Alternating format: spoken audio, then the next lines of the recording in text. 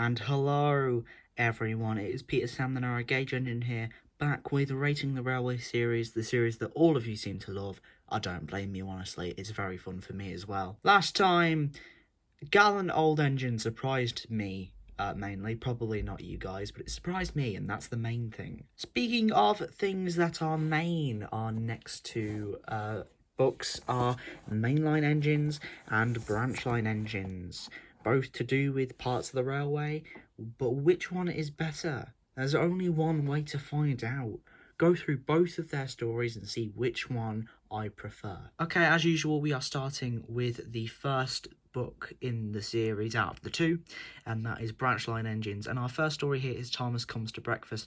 Now, what can I say about this? It's iconic for a start, and it's your simple engine is cocky and then gets his comeuppance sort of story, and it's a formula that never really grows old. I don't think. I just think it's interesting to see this same sort of thing done in different ways to different engines across the island, and it's very, very sort of like a justice story. Not just you get the point. Like, it's very much, I don't know what I'm saying, but the engine gets served their punishment for being an asshole. That's what I mean.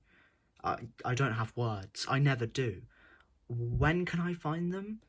Where can I find them? No fucking clue. But yeah, Thomas Comes to Breakfast. It's solid. Very solid. It's not the best in this book, but it is very much a strong story, and I do like it. Daisy is up next, and I've got to say it's probably the weakest story, but I still think it's just as solid as Thomas Comes to Breakfast.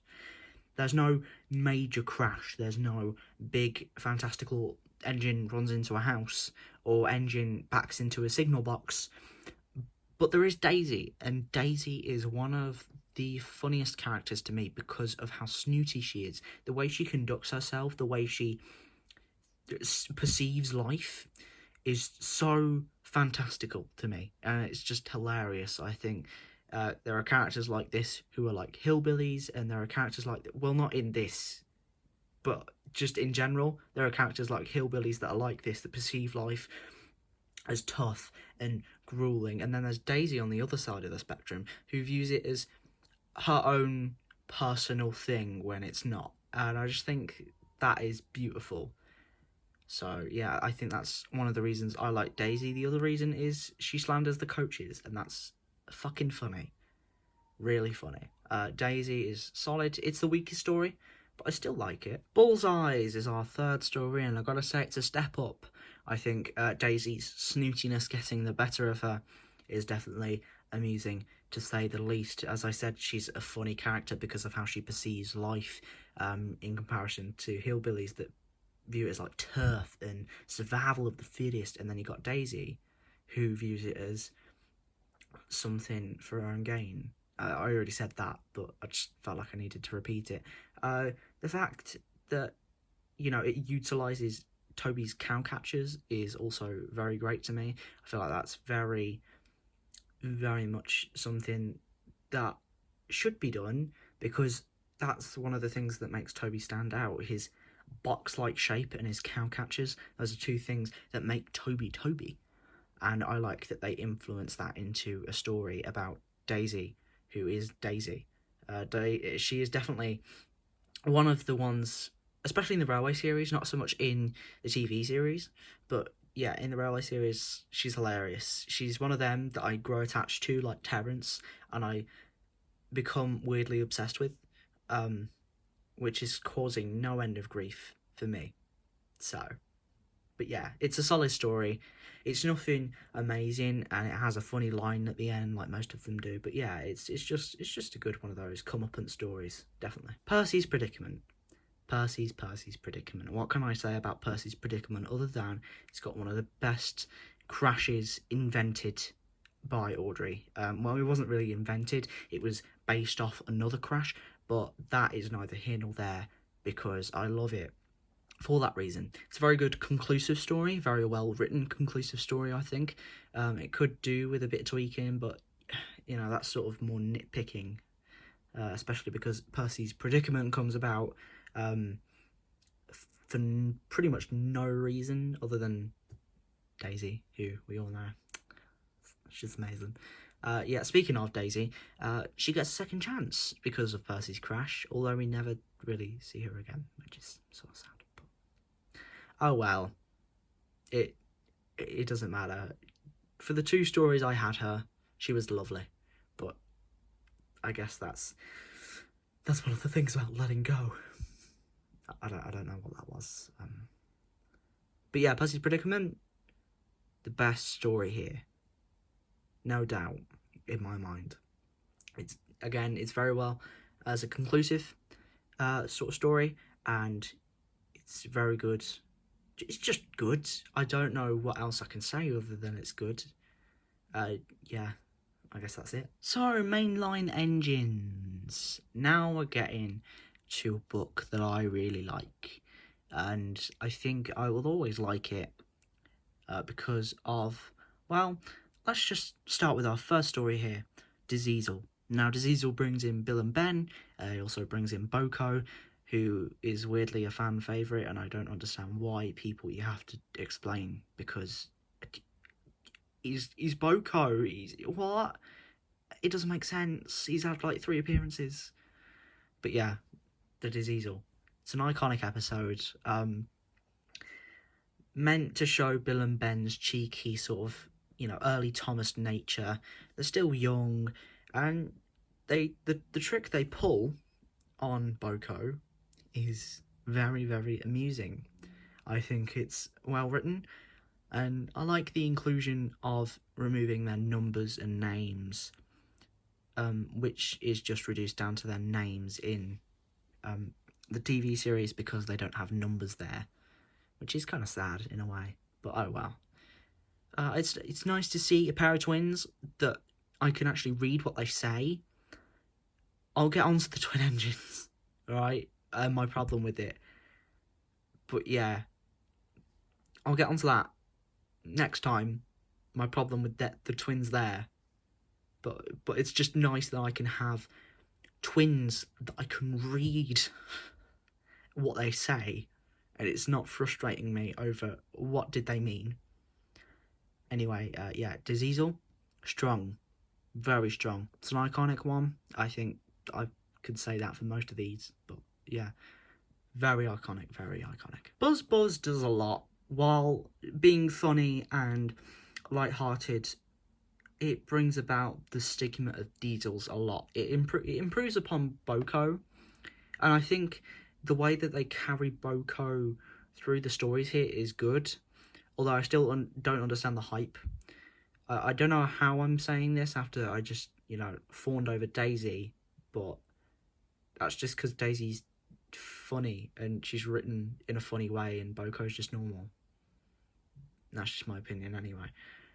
Yeah, but Buzz carries the arc of Boko over with James, who ends up being stung by a bee after a whole swarm of them infest the station, which I think is a hilarious concept, and it's one that I will love forever. Buzz for me is a good one, and yeah, it's just very much funny. I also like that they include Duck in this, and because he's had a previously bad experience with a Diesel, and yet he likes Boko, despite James hating him, which I think is a very powerful sort of thing to do with Duck. It just shows his nature, really, as a kind person. Well, a kind engine. He's not a person, but you get the point. He's kind. He sees past the outer layer and looks within the inner layer. Yeah. For an engine that is an animal, he's very emotional. He's Duck. Yeah. I don't know what to say anymore. I'm going to move on to the next one. Okay, Wrong Road. It's not about Thomas, despite him being on the first page. It's about Edward and Gordon, 2 of the best characters in the Railway series. Not that I say in the Railway series, because in the TV series, my opinions are different. But yeah, Wrong Road is a funny mishap. It's lighthearted again. All of these seem to be, and it very much contradicts the last story on here, which I'll talk about in a minute. But yeah, Wrong Road, lighthearted, despite Bill and Ben joking about throwing Gordon into the sea, which, sorry, what? Excuse me?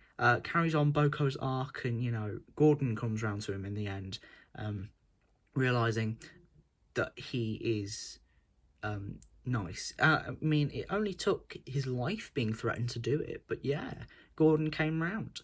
Who would have thunk it? Yeah, it also continues Edward and Gordon's sort of relationship, friendship, whatever you want to call it. Love, hate, I don't know. But yeah, it's strong, just as strong as the other two. And I like it more here than in, the TV series. Definitely. Now we come to the last story, the dark story on this book here, Edward's Exploit.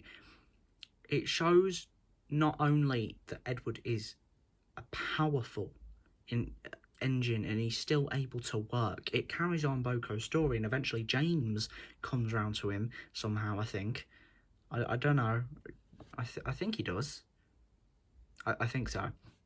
But yeah, Edward's Exploit is just as good here as it is in the TV series, and that's something that I don't really say a lot, mainly because I usually have a preference, but I don't here. They're good in different ways for different reasons. Edward's Exploit does a lot for Edward, especially because we've sort of diverted from him at this point. At this point, we're looking at Bill and Ben and Boko and Gordon, who was around back then, but you get the idea. There's more new characters than there are old. Edward sort of gets shoved aside, and it's nice to see Audrey repay him a story, a visit with a story. He gets a new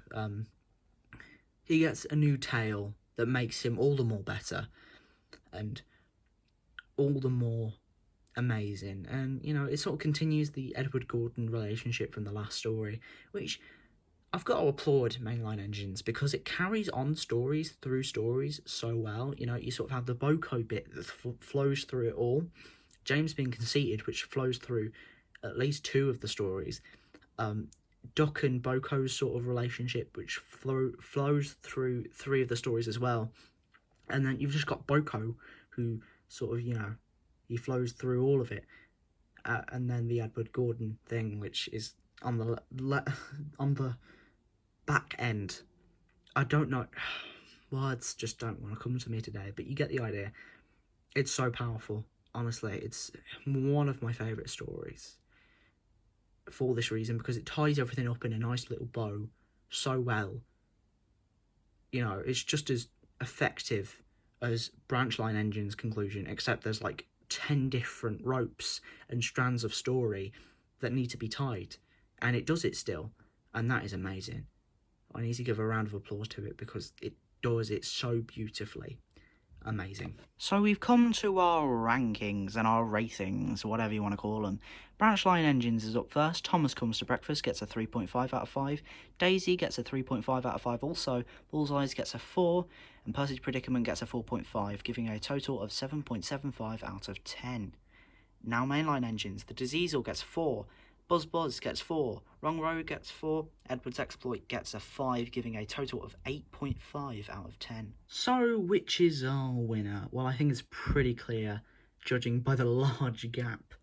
It's obviously Mainline Engines, who is now tied in first place with Gallant Old Engine. Another book better come along and break this tie, or I swear to God, I'm never going to forgive myself. Because I can't have two favourite books in first place. That's just stupid. It goes against the idea of favourite. But yeah, Mainline Engines, beautifully crafted. It's one of the most beautifully crafted books of the lot, because it ties up so many stories by the end that it's amalgamated and put into each page of every story. There's so many underlying plots that all get wrapped up by the end, and it's all done in this dark, harrowing storm where Edward must get his passengers home, and he does it, and you feel just such a sense of pride for him. If you want more of an analysis of the actual story as opposed to how it concludes the other three, then go watch my ranking every season 2 video. It's near the top. So yeah, I forgot what place I put it in, but it's near the top. So yeah, that wraps up this. Obviously, read Branch Line Engines as well, because it's still good and Daisy's amazing. So why don't you just read that as well? You know, it's still got a 7.75, which a lot of books seem to be getting. So if that's the average, you can tell the quality of these books because they're so fucking good. They are crammed with beautiful, lore-drenching story that quench thine thirst. Yeah, anyway, I'll see you guys in the next one. Definitely read Mainline Engines, and let's hope that we can get a book that breaks our tie between Mainline Engines and Gallant Old Engine. Alright, I've been me, you've been you. See you later.